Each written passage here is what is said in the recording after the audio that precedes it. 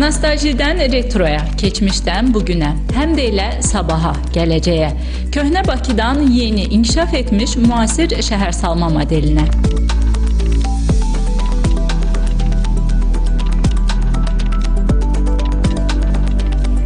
Süni intellekt artıq yeni bir yaradıcılıq alətinə çevrilib. Gəncəli Şirinov kimi kreativ insanlar isə bu texnologiya vasitəsilə maraqlı vizual dünyalar yaradır. Bu məzmunlarda ideya insana məxsusdur, icra isə rəqəmsal alətlərlə formalaşır.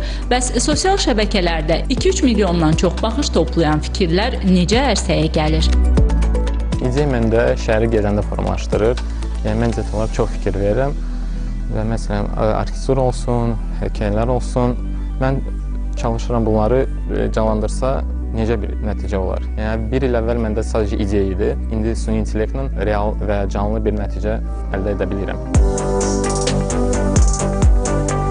Artıq süni zəka proqramları vasitəsilə şəhərdəki məşhur heykəllərin, metro stansiyalardakı mozaikaların, əsərlərdən parçaların, illüstrasiyaların, tarixi abidələrin, memarlıq nümunələrinin hərəkətə gətirilməsi, xalça naxışlı, milli ornamentli maşın vizuallarının hazırlanması bunun sübutudur.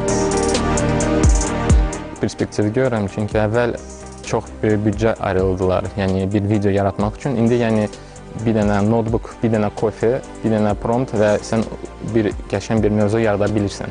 Fikrimcə, yay kontent hər insana uyğun bir kontent yaradar. Məsələn, mən kino baxanda mənim emosiyalar, mənim düşüncü, mənim axvalım real kinoya təsir edə bilər. Məsələn, mən real süjeti dəyişə bilərəm. Düşünürəm, süni intellekt 1-2 ilə bunu reallaşdıra bilər. Nəticədə isə ənənəvi yaradıcılıq anlayışı yeni bir mərhələyə keçir.